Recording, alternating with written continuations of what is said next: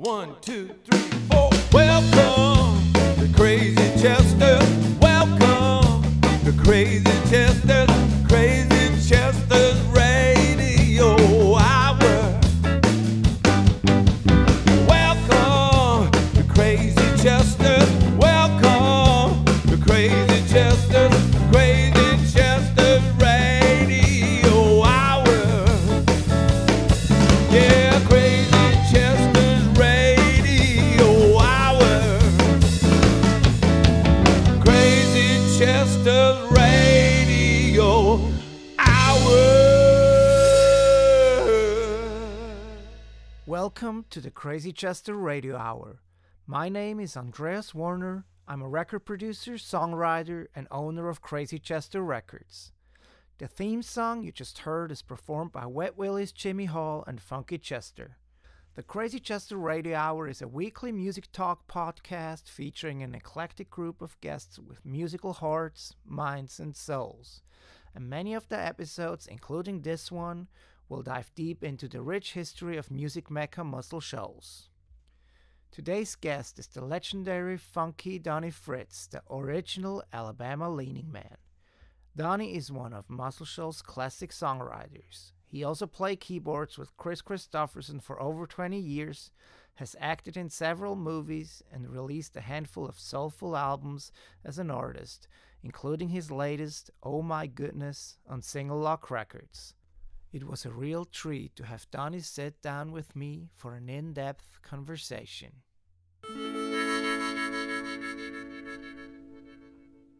Donnie Fritts is one of the most original people I've ever met in my life, besides being so talented and soulful that you can only really capture it if you're in his presence.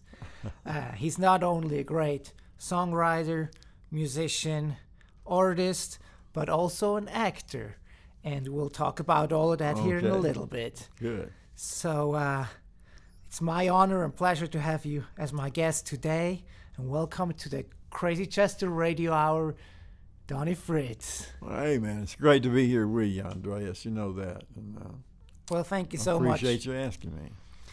Thank you so much. And maybe we can...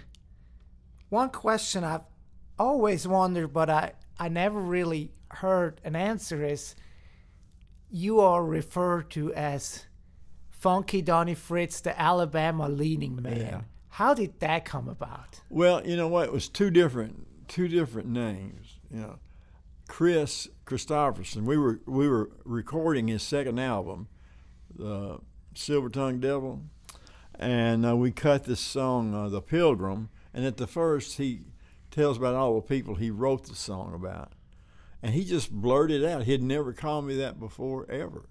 He just said Funky Donnie Fritts, and it just stuck, you know.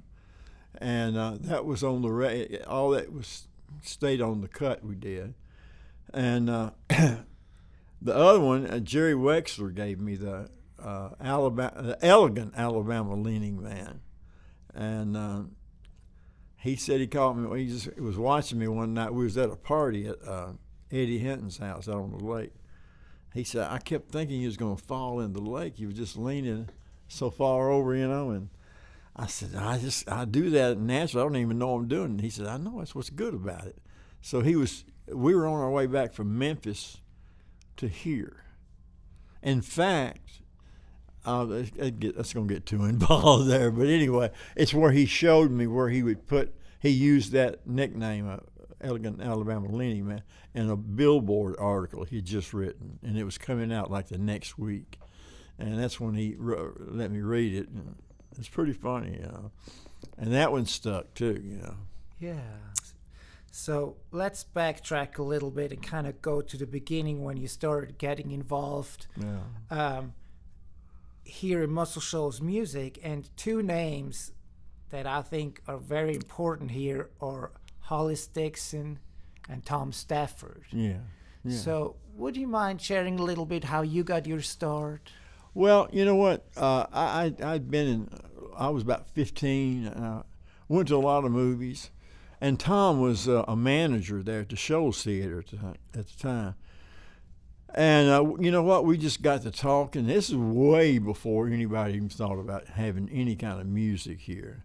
But we got to talking about it. We both had this great love of movies and music. And, you know, from those talks, because we started really getting serious about maybe starting a publishing company. I was only 15 years old, you know what I know. And I don't know, one thing led to the other, and we said, yeah, we're going to do it. And I was just saying, I think it's a great idea, you know. Great. Well, I kind of encouraged him to do it. And we even found the place where it was going to be, you know, right up above the drugstore there for the studio. And that's how I got involved with it, because I was right there from the beginning. Then he brought in Billy Sherrill and Rick Hall, and they brought in Dan Penn.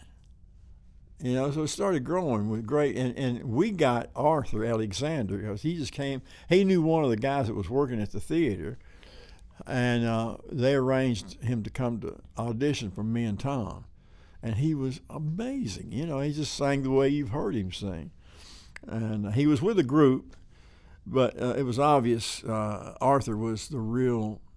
He wrote all the songs that they did, and so you know he just won our hearts over it. He's such a great guy. And so anyway, that's how that all kind of came about in a nutshell, you know.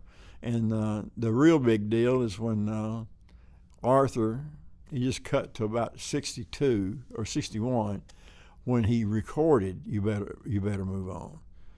And I think it came out in 62. And that let us know, or convinced us, that really this could happen here in this little town, because it did, you know, it did real good. Sold a bunch of records, and the Beatles cut it. No, the Beatles cut Anna, didn't they? And the Stones cut You Better Move On. Anyway, you know, that kind of the starting of it. And then all these people, talented people, came and started hanging out with us. Peanut Montgomery and Jerry Carrigan and Spooner, of course, and David Briggs and Norbert, and just a bunch of people. It all kept growing. But, you know, me and old Tom was there from the beginning. I got to say, I ain't really talked about that much, but we at least put the seed in for it to start growing, you know. Yeah, and your dad was a musician. Is that where you got your love for music from? I probably so, because he loved music and he could play. I mean, he could play. He played that big band stuff. Everything was a chord, you know, and complicated stuff. And he's also a great bass player, upright bass. So, yeah, and I'd watch him go off to the clubs every weekend. I said, man, that's what I want to do, you know.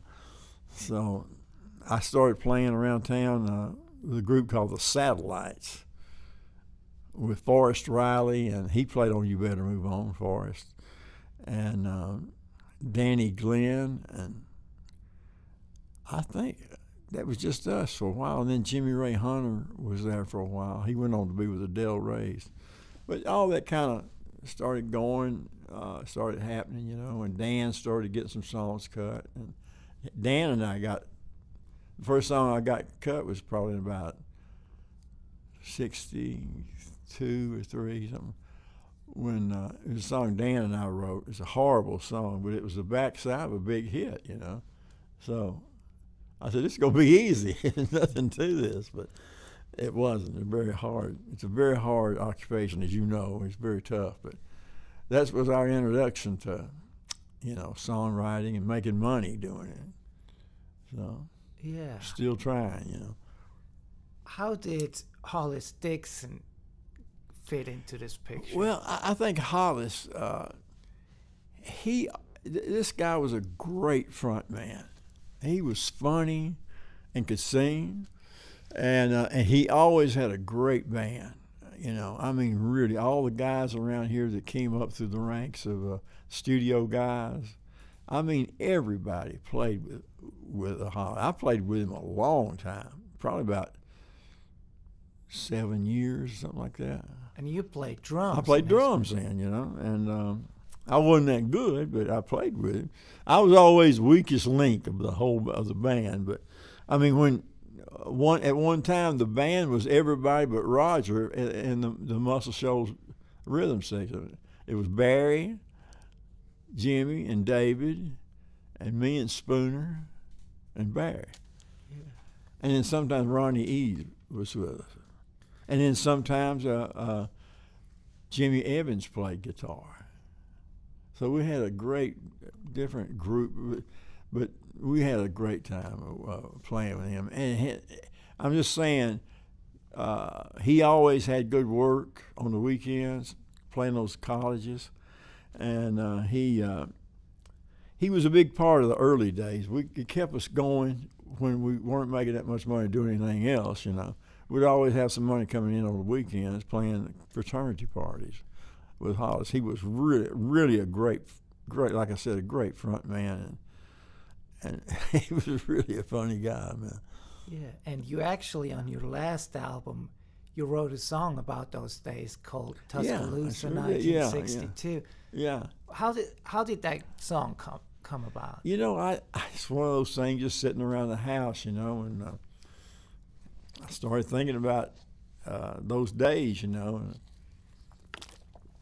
a lot of fun, and it really a very fast thing to write, It didn't take me any time. It just one of those things that popped out, But I love that song only because it brings back those great memories of those riding or driving down to Tuscaloosa and Ole Miss, Mississippi State, Auburn, and it brought back a lot of memories for me for sure. Yeah, and another studio that almost nobody ever talks about is Fred Beavis's place that was at 3614 Jackson Highway and later was occupied by Muscle Shoals Sound. Exactly. But you were part of that. Do you have any memories of that time? I heard some songs you wrote that got recorded at that studio. Wow. I don't know. It's been so long ago. I know that we spent a lot of time over there, and either trying to write with different people, and I don't remember a lot of real authentic recording going on. You know what I mean? Like people coming in to record there. But there was always somebody there, and Mr. Beavis was really a good guy, really a nice guy. And but then, of course, the guys took it over, Jimmy, Barry, and David. You know what happened after that.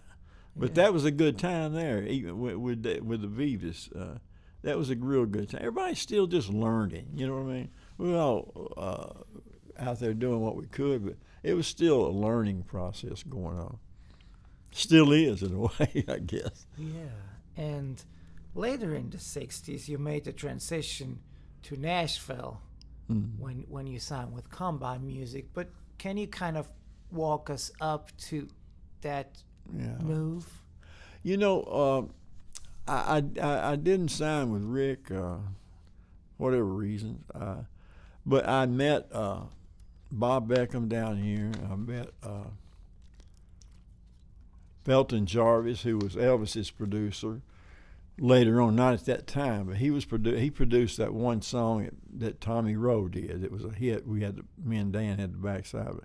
Anyway, I got to meet some of these guys that are from Nashville, and so I just got a deal with Shelby Singleton's publishing company. It's called Raleigh Publishing Company, and so I was in there for about 3 years, I guess.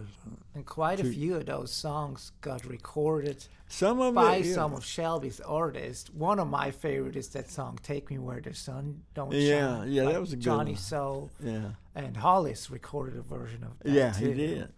And I had a cut by Charlie Rich, who I loved. Charlie was a very close friend of mine. He became, this is when I first really met him and got to hang out with him. So he cut one of my songs called "Tears a Go-Go," and I have a lot of people comment on that song even today. In fact, when Bob Dylan did his first radio show, he had the first, I don't know how long it went, but they put out a CD of the songs he picked on to be on Sirius this, Radio.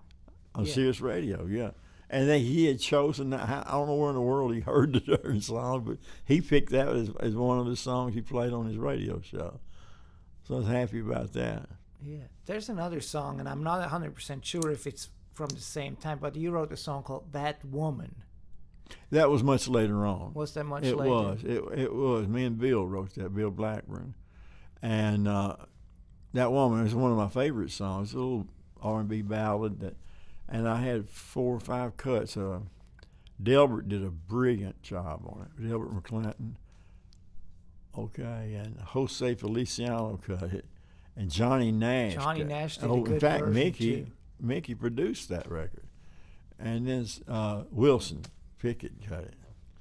So that was pretty amazing there. Yeah. So you got to write for Shelby Singleton, Yeah. and then Then in between times there was about a year or two with a friend of mine, Narl Wilson. That's what they call him. He was the head of Screen Gems, so I got over there for about 2 years, and had a couple of Percy cuts during that time period, and it just kept kind of bouncing around and. So finally landed there at Combine. And what happened? Not only I'm just missing the big. I also signed later on with April Blackwood, which is owned by CBS, that big conglomerate. Now there was a house right next to RCA Victor. Up on the top stairs was our offices. On the bottom was Combine. So I got to know all those guys: Chris, Tony Joe White, Billy Swan. Chris Gantry, and it was a great place. It was the place to hang out after all the people gone home, And Mickey Newberry would be there every night with us hanging out, and Shell Silverstein when he was in town. So we had a great bunch of people there, man. And as soon as when I started with Chris, I signed with Combine. Yeah. So you met Kris Kristofferson, and then Chris started recording up there. Yeah. And he needed a band to go on the road with him. Yeah, he did. And his first gig was at the Troubadour in L.A., and I went out there with him. But he just had Dennis Lindy and Billy Swan. Billy played bass, and Dennis, a great songwriter.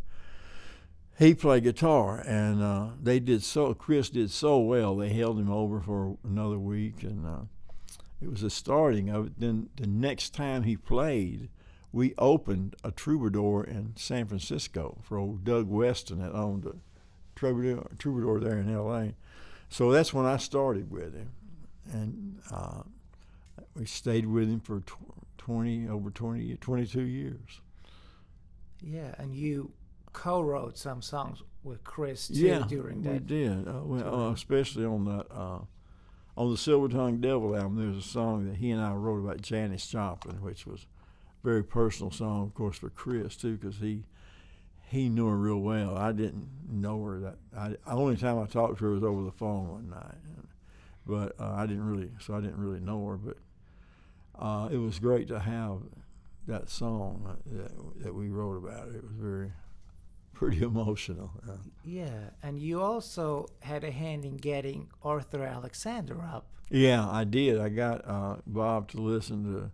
I mean, he knew of him, but we got him in, and that's when I wrote a lot of the songs with Arthur during those Combine years, and we wrote a ton of songs. And then he got a deal to do a record for Warner Brothers.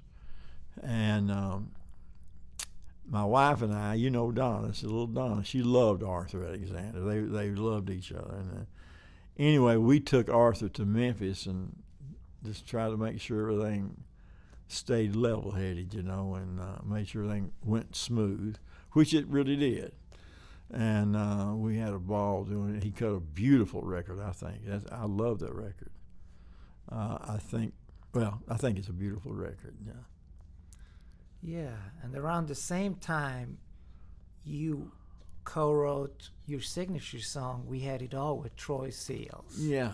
How did that come about? You know, I went to visit. A lot of people hung out at Quadraphonic Studios too, and David Briggs and Norbert Putnam owned that studio. So I'd go by there and just visit. Troy Seals was a guy I admired as a songwriter. He's a great singer too. And I had gotten one of his songs recorded right when he first started up there. It's just something I heard one of his songs. And I said that'd be good for someone. So for the girl that cut Chris's song, "Help Me Make It Through the Night," Sammy Smith. And I said, you know what, we're to get that to her. And actually, I took it to her producer, and she cut it.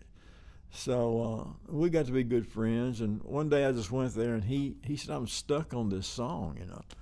And he had the first verse. And we messed around and finished it. And I knew I was in trouble as soon as because I was under contract to Combine, and they had a rule not to write with anybody else but Combine writers. And I was no way going to walk away from a song like We Had It All, you know. So Beckham got so mad at me. I thought he was going to kill me, you know. He got really mad at me. But finally he decided, well, let them take We Had It All, y'all write me another song. And we did. It was the song that's on my last album, Them Old Love Songs.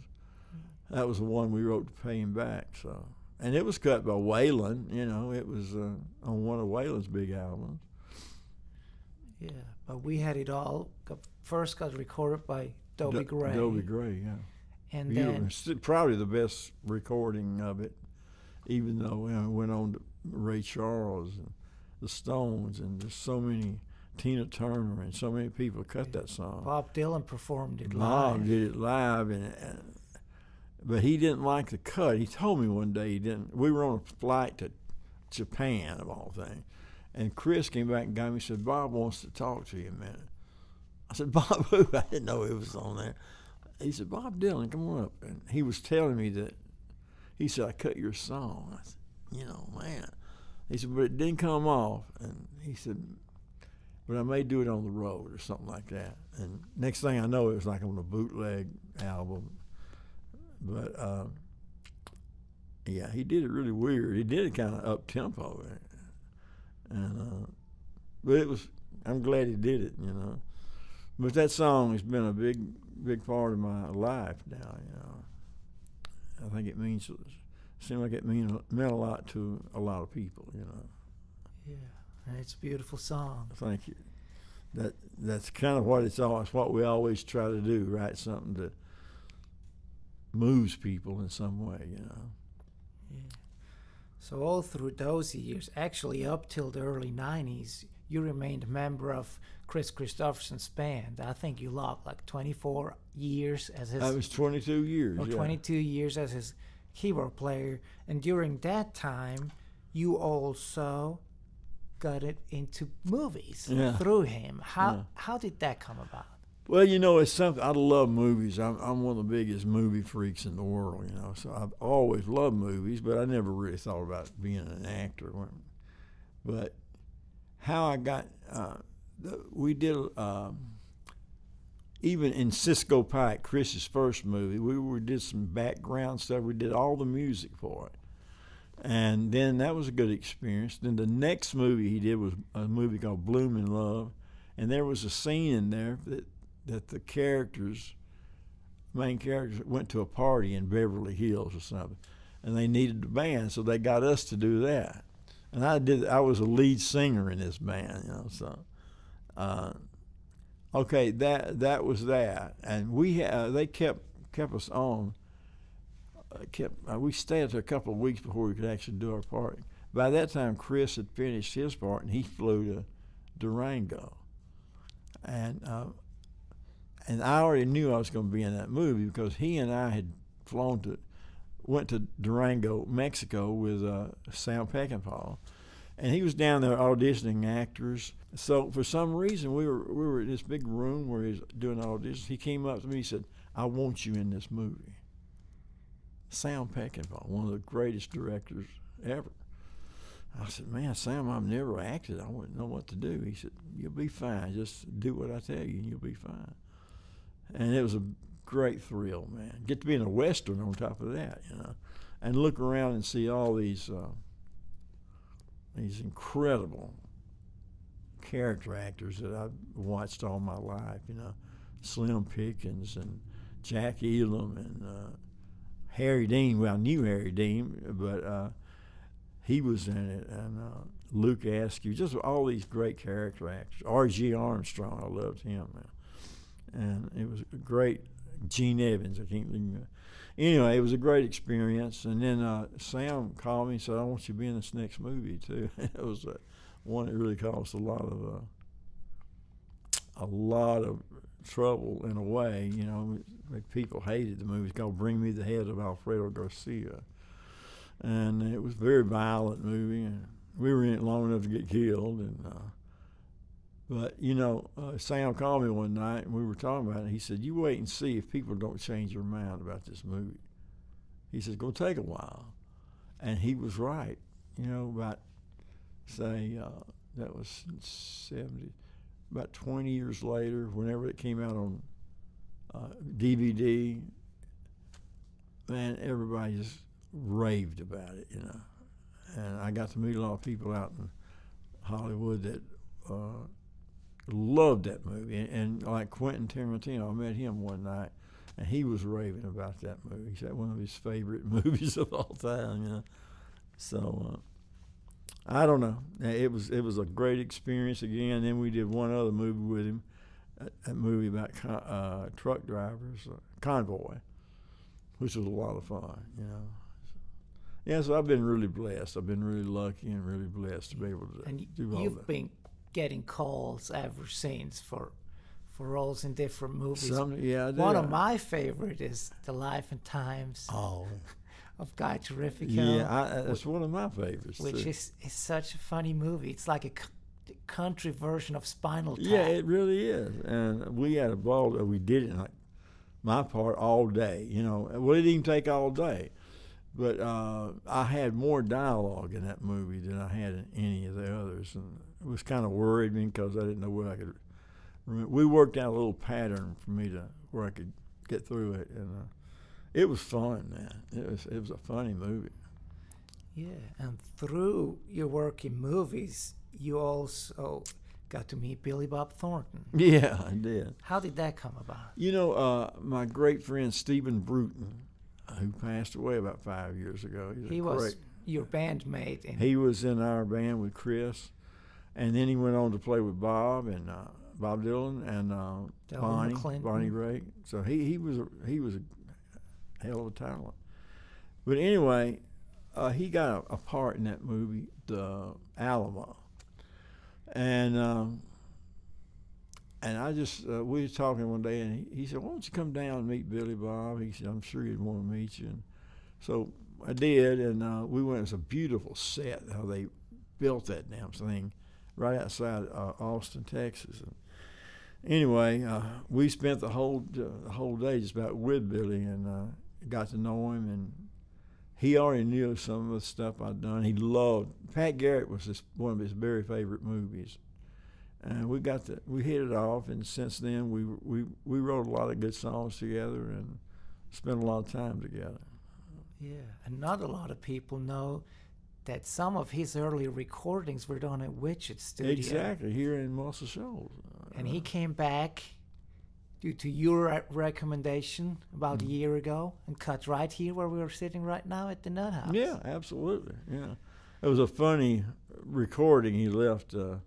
Jimmy Nutt, you know, Jimmy, he left a message on his machine saying, this is Billy Bob Thornton, and I've been chosen by Donnie Fritts' family to take care of him and have him committed, so that's why I'm calling the Nut House. He just went on and on. It was funny, man. He sure was. Yeah. One of your other, lifelong collaborators was Eddie Hinton. Yeah, I loved Eddie. Eddie was and one of your other signature songs you wrote with him, Breakfast in Bed. Sure did. That Dusty Springfield recorded in Memphis. And can you share something about that song? You know, that was one of the songs that Eddie and I wrote. And we knew we was going to have to really bear down on that because we couldn't just get by with writing some funk song. Or, you know, it had to be really special, I think. So one thing led to the other. We got the thing going. I had a little melody thing that kicks off that the melody of the thing. And it just kind of evolved, but we worked hard on that song. It wasn't one we just went in and wrote, which was the way it was with most of our songs. We worked hard on that damn thing, man. And we go back and work and come back, but it really paid off because it's one of my favorite songs, one of my favorite records too. And everybody that I know that's ever heard that is one of their. You know, that Dusty in Memphis album is a classic. Sure is. It's a perfect record, you know. Yeah. How did you and Eddie initially meet? I met him just when he started hanging at the studios here. And, you know, he was like the big new thing. He was like a new brilliant guy, you know. And he was brilliant. He's smart and very talented and very egotistical in a lot of ways, but we wrote some really good songs together during that time. We kind of found a mutual respect for each other, and we wrote a lot of songs, had a lot of cuts. And he, unfortunately, for whatever reason, he had some really hard times and couldn't pull out of that, you know. So. Anyway, I love Eddie, and I love all the time we spent together. Yeah, but one evening, I guess, you spent some time in Muscle Shoals Sound, and you guys wrote a song together, and you shared that story with me before, where he would lay the drum track first. Yeah. Would you mind sharing that story? It was incredible. We did this song. It was Have a Little Mercy on Me. And he said, I'm going to put the drum track down first. I said, okay. You know, and that meant he played and he was a good drummer. His timing was perfect. But I noticed he'd hit some little licks, little accents. And I was like, he's playing in his mind the guitar and everything is going to go with that. And that's exactly what he did. It was incredible to watch, you know, and I thought, damn, you know, he knows what he's doing. You know, he could tell. I mean, he had it figured out just when he was putting the drums track on. And then he sang it great, and I just put an electric piano and maybe an organ on it or something. But it was incredible to watch, to see him do that. It's the only time I've ever seen anybody do it like that. Yeah. And you continued to write with him pretty much all through his life. Oh, sure, yeah, absolutely. And also, somebody we touched on shortly was Bill Blackburn. Yeah. He's somebody else who's kind of lost, you know, to his. And would you mind sharing? Bill was a great guy, and he could write. He was a carpet man, you know. He laid carpet, but he loved music, man. I don't think I've ever met anybody that loved music any better than Bill. And so we wrote tons of songs together, and we got a few really good cuts. You're talking about That Woman, and there's a gospel song we wrote, Jesus Was All I Had, that I did, and Ronnie Millsap did. And anyway, he was really special. He was he just had that love of music that is contagious to be around. You know, we all love music, but he really, really got into it and stayed. That's all he thought about, you know. And was a good writer, really good. So up till 1973, you were a musician, a songwriter, but then you became an artist. And like any other artist, you'd have not just Kris Kristofferson or Cherry Wexler produce you, but you had the two of them produce your album.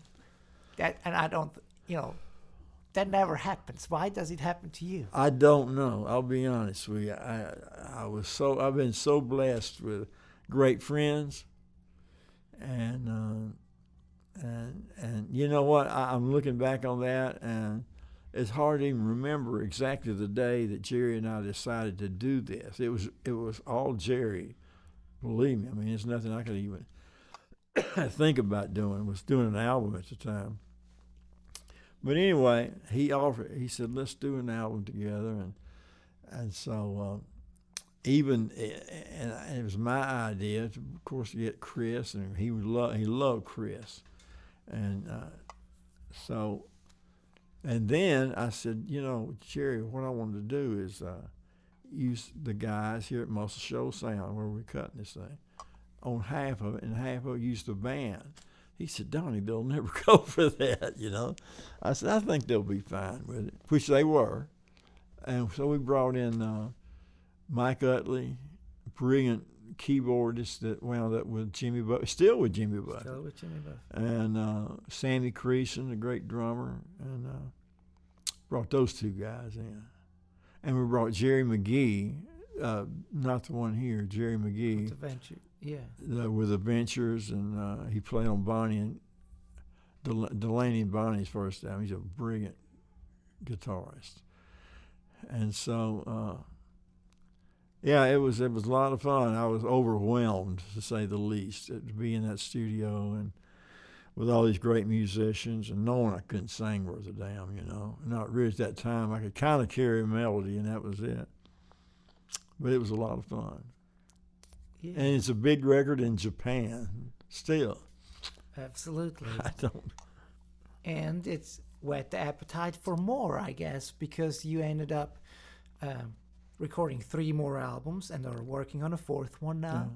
Yeah. You did one back in the mid-'90s with several guests. You had Everybody's Williams got some on it. You had Delbert on it. And Waylon and Dan Penn and Kris. Billy Swan and John Prine. How did that second album come about? Well, it was something John Tiven, producer up in Nashville. He got it together somehow. I don't know. He met some people out of Boston that had some money, and they asked him where I was, if he could find me. And of course, he knew exactly where he was. I saw him all the time. But he got us together, and they had some money, and we did the thing, And I asked all these friends of mine, like Willie and everybody, and they just said, hey, you just tell us when we need to be there, and we'll be there. And that's how it worked out, Yeah, and then about 10 years later, you did another album called One Foot in the Groove at Dan Penn's studio with the Decoys backing you. Yeah. Whenever you play here in town, you say, the Decoys, it's my favorite band in the world. world. Absolutely, yeah. So tell me a little bit about that album. Well, that album there is one I had gone through so many bad health problems, and that title come from one night I was in a hospital after it was after that kidney transplant I went through, and so my the report would always be on my door when the doctors come in, and I'd look at it and say, something real bad word, like I was in grave condition. And so I just, somebody called one night, and I was laid up in bed, and he said, well, how you doing? It just came out. I said, I got one foot in the groove, And I said, I got to do this album called that. And I got with Dan, and at that time I'd been doing a lot of shows with the Decoys, and got them on it, brought in Spooner, and I can't even remember, a bunch of people came in and recorded. Tony Joe came in, Tony Joe White, and Mickey that plays with Mickey Raphael that plays with Willie. Yeah, he played on your first album too. He did. And that was the first album he'd ever recorded on. And I said, no wonder my budget went up. He got Mickey, flew Mickey up from Austin, put him in a nice hotel for about a week. I said, no wonder my damn budget went crazy. But anyway, he was great, and I can't remember who all played on that One Foot in the Groove, but it's one of my favorite albums. I think you might have had Wayne Jackson and Charles. Wayne. Charles and Harvey on it. Absolutely, we had those guys. And to me, that might be my favorite album of yours Yeah. because Robin in the Rain is one of Yeah. my favorite songs. Thank you. Across the Poncha Train is one of my favorite Yeah. songs. And She's Got a Crush on Me is everybody's favorite Oh song. yeah. That's one of my favorites there. But then a few years later, a young man by the name of John Paul White entered Yeah. your life, and that resulted in, well, I guess 2 additional albums, but certainly Yeah. that first one. So how did you guys? Well, he called me one day and they were having the premiere of that Muscle Shoals movie, and he knew, without going into any details, that how I kind of felt about that. And I was very proud of what it did for this area, and of Jimmy and Barry and David and Spooner, the ones that really, my friends, and I was really proud of how it helped me. But I wasn't a part of it, so I didn't ever think about it that much, really. They chose to not put me in that movie, and hey, that's fine if that's the way they want to do it. But so he calls me and wants me to play at the show, and The people movie. already told me that lots of luck getting him to do that. But he was so nice about it. I love this guy. He was so nice, and I couldn't turn him down. I said, yeah, I'll do it. I'll be glad to do it for you. But you got to come over and write a song with me. And so he did. He came over to the house, and I started playing songs for him. And one thing led to the other, and he said, yeah. I said, why don't we do I'd already been talking to T-Bone Burnett about doing an album. And he called me one day and he said, he said, John Paul White is down there now. He lives there. I think we should talk to him about doing your album. And so that was what happened after I did these songs with John Paul. I said, well, why don't we do an album together? And it just worked out where he agreed to do it, and he had just gotten away from that Civil Wars thing. And so he was so good, so gracious to put me on his label. 71-year-old guys don't get record deals, very seldom. But he gave me a deal, and we had a great time doing it. It's called Oh My Goodness, and that's a song me and Spooner wrote probably about 68, something like that. Anyway, I love John Paul White. He's done so much. And then he went on the road with me. We did a bunch of shows together, which I'm sure in the back of his mind, he really does the last thing he wanted to do, but we had a lot of fun doing it. We all got to go to New York, which was a lot of fun. We did, yeah. Well, I went to Europe by myself, just with Reed Watson. He's a road manager for me then. And we just did a bunch of shows at BBC and stuff like that.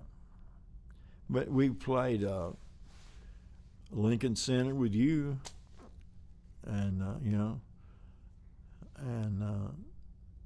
You did it. You did the tour with Larry Campbell and his wife Teresa Williams. Yeah, they're great people, Larry. And so I don't know. I've been very blessed, And now we're working on an album that's very close to my heart. I've been wanting to do it for a long time. It's a tribute to Arthur Alexander, who was there right from kind of the beginning, and we're right in the middle of it right now. So it's really a very personal and very special project for me. Yeah, and shortly after Arthur passed away, you started writing a song called June. You know what? It was the day he died when I wrote the lyrics to that. I was coming back from Nashville, where I'd been with him, where he had been in the hospital where he died in Nashville. And on the way home, I wrote the lyrics to that. And I didn't like the melody. I didn't like the feel I had on it. So I really didn't play it to anybody until I finally got a little thing I really liked on it. And this was only a few months ago, maybe a few months before we started doing this album. And that might be the title of the album now, June. And I really like it now. It's kind of an old rhythm and blues melody, but I like the way it came out now. Yeah, and we're all looking forward to hearing it too. But and to kind of, you know, end our program here too. Your most recent cut is, to me, is not only another signature Donnie Fritts song, but also a cut by the great Willie Nelson. Yeah, my buddy. And tell me a little bit about Old Timer came about. You wrote it with Lenny LeBlanc, the great Lenny LeBlanc. And what happened, Lenny had called me. We had never written before and never really, I didn't really know Lenny that well. I admired him, all of the stuff he did, and I loved following that album, that song. But we kind of went in different directions, you know, so I never really got to work with him. Well, he called me one day and said he had a song he wanted me to help him finish. I said, fine, you know. So I went over to his house. He's got a great studio there to work in. And we finished this one song, and then I told him I had this idea for the title. Actually, I wanted this title, Old Timer, to be the title of the album that came out before, Oh My Goodness. But I never did get the song written, you know. So we got on that, and it just came pretty fast. And Lenny, I got to say, Lenny really just dove in and come up with some beautiful lines and the melody and everything. And it was a great experience there. And I did the demo. I sang the demo, and right when we finished it, I called Willie. I mean, maybe a couple of weeks later, we just got to think about it. There's only one person really that's recording now that could cut this song and make sense, and it's Willie. So I called him at home, and we talked a little bit, and I finally said, well, Willie, I think I got you a song, you know, which is kind of a serious, scary proposition when you think about Willie Nelson's one of the greatest songwriters ever lived, you know. He don't necessarily need a Donnie Fritts song, but I thought this one fit him really well. And he said, well, how can I hear it? Well, Lenny, we sent it to him that night. He listened to it and called me the next day and said, yeah, we're going to cut this song, man. He said, I sent it to Buddy, his Buddy Cannon. What's his name? Buddy Cannon. Buddy Cannon. And they all loved it, and he cut and did a beautiful job on it. Just a gorgeous job. Yeah, well, congrats on that. It's Thank a you, wonderful song. Yeah. And I bet there's going to be many more down the road. And I just thank you so much for being. Well, I like some of the stuff we've written, like Soulmate. We got to get that out. We sure do. Yeah. Well, thank you so much for talking to me and sharing all these stories. Thank and, you. I wish you just the best health, future songs, whatever. Well, thank you, Andre. I wish you the same thing, and I know you're a great part of this area now, this Muscle Shoals area. You're like just a part of it as much as anybody that was born here, and I'm proud of you for that, man. Well, thank you for accepting me in your home. Absolutely.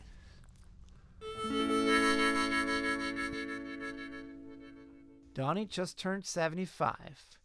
Many of his buddies, including Kris Kristofferson, Billy Swan, Dan Penn, Spoon Roldham, and Travis Womack, will celebrate Donnie with a special birthday show at the Shoals Theater in Florence, Alabama later today.